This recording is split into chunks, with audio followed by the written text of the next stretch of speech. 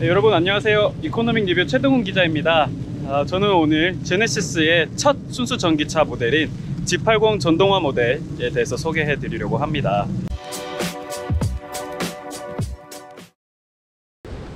네, G80 전동화 모델은 기존 내연기관 모델에서 플랫폼을 그대로 이용하되 그 안에 이제 파워트레인이라든지 각종 전기차 요소들을 탑재함으로써 전동화한 순수 전기차입니다.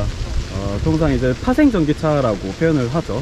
그래서 외관 디자인에서도 크게는 변화가 없습니다. 자세히 살펴봤을 때 조금 다르네 라는 것이 이제 눈에 띄고요. 가까이 보시면 이제 제네시스 고유의 이 지오메트릭스 패턴이 적용된 그릴이 내연기관 모델과 같은 면적으로 이렇게 적용이 되어 있고요. 근데 더 가까이서 살펴보면 그릴이 다 막혀 있습니다.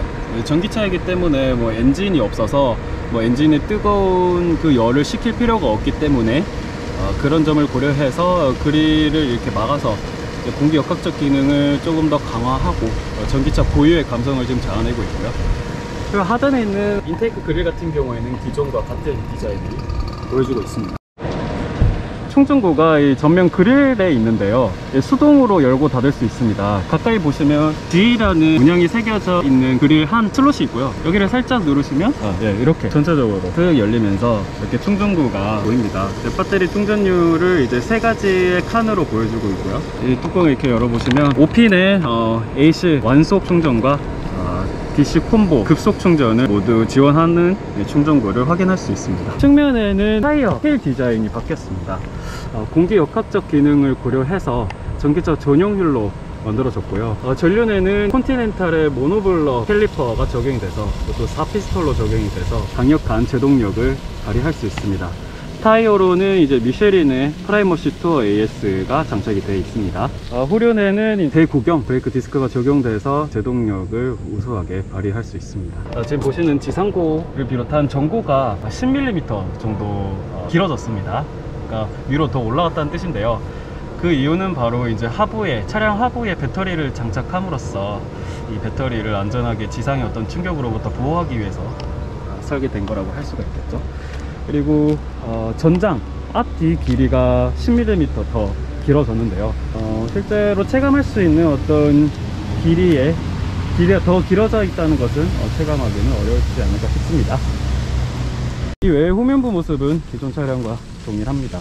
전반적인 모습은 기존 모델과 동일하기 때문에 길가에서 차량 번호판이 파란색이라는 점으로 사실 확인이 눈에 띄기는 하겠습니다만, 슬쩍 보는 정도로는 전기차와 내연기관차 차이를 크게 구분하기는 사실 쉽지 않을 것 같아요. 기존 내연기관차의 구조를 그대로 본땄기 때문에 전기 모터가 앞에 뒤에 위치하고 있고요. 지금 보시는 이 전기 모터룸 안에는 바가 이렇게 양쪽에 대각선으로 위치해 있기 때문에 횡가 속도를 제어하는데 강력한 성능을 보인다고 예상을 할 수가 있고요.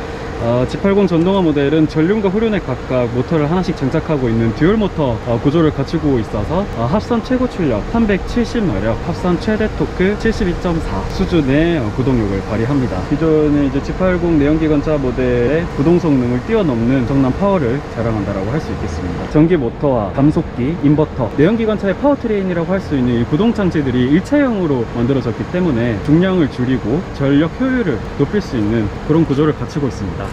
결과적으로 공인 연비 4.3 km/kWh 수준의 전비를 자랑합니다. 내부도 마찬가지로 기존 내연기관 모델과 구조가 대부분 동일하지만 각 부위에 사용된 소재가 친환경적인 재료를 쓰였다는 점에서 차별화를 보이고 있습니다. 제네시스의 순수 전기차라는 특성에 걸맞게 여러가지 그 차량 고유의 특징들을 가지고 있습니다. 예를 들면 회생제동 기능이 장착됐다는 점, 그리고 그것을 제가 직접 수동으로 조작할 수 있는 패들 시프트가 이 핸들에 부착되어 있다는 점인데요.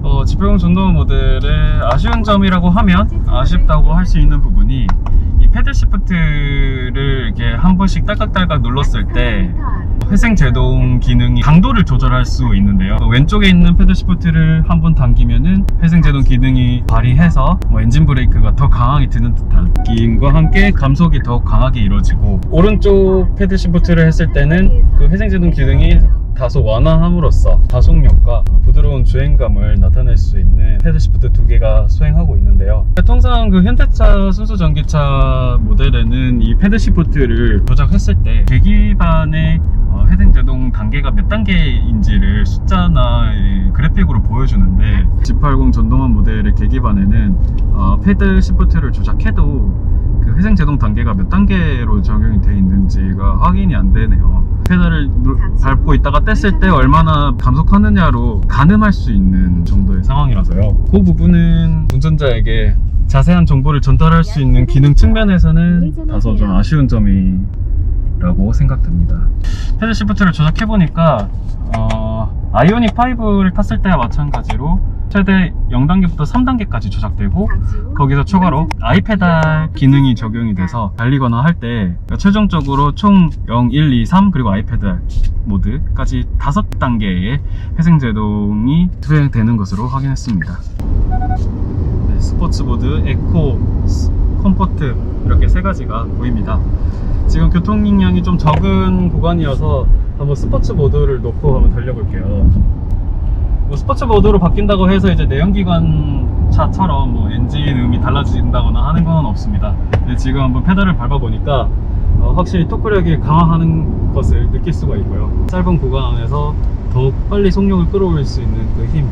내연기관차의 스포츠 모드와 그런 어떤 우렁찬 엔진음의 변화를 선호하는 분들에게는 뭔가 좀 밋밋하게 느끼실 수도 있을 것 같아요. 스포츠 모드의 본질적인 취지와 기능은 차량을 더 강력하게 움직이게 하는 데 있기 때문에 풍조음이라든지 이런 것들이 B필러에서 살짝 들리는 정도이기는 합니다만 굉장히 정숙하고요. 그 노면에서 들리는 소음 마찬가지로 살짝 그 우웅 하면서 귀를 막았을 때 들리는 어떤 그런 느낌으로 들리고 있습니다.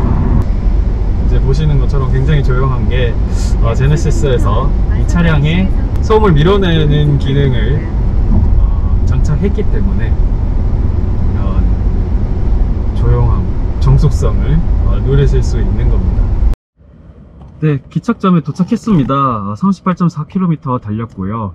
연비는 6.8km/kWh로 표시가 되네요. 뭐 짧은 거리여서 사실 좀 많이는 안 나왔는데 G80 전동화 모델은 19인치 휠 기준 공인 복합 연비 4.3km/kWh이기 때문에 그것보다는 좀 다소 높게 나왔습니다.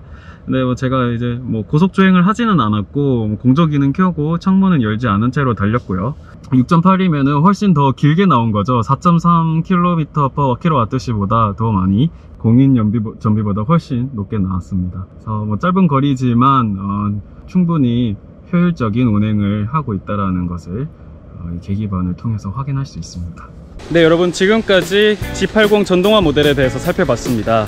G80 전동화 모델은 기존 내연기관 모델의 장점을 모두 계승하는 동시에 전기차 고유의 강점들을 두루 갖춤으로써 고객분들에게 새로운 어떤 세안으로서 충분히 매력 있는 모습을 보여줄 수 있을 거라고 예상됩니다. G80이 이제 파생 전기차이기 때문에 아무래도 최근에 이제 전기차 전용 플랫폼을 달고 출시되는 수입차 모델에 비해서는 어느 정도 좀 비교가 된다라고 볼 수가 있는데요. 국산 고급차 모델로서는 사실상 처음으로 등장한 순수 전기차로서 더 많은 고객분들에게 접근할 수 있고 또 많은 만족감을 선사할 수 있는 차량이라고 생각됩니다.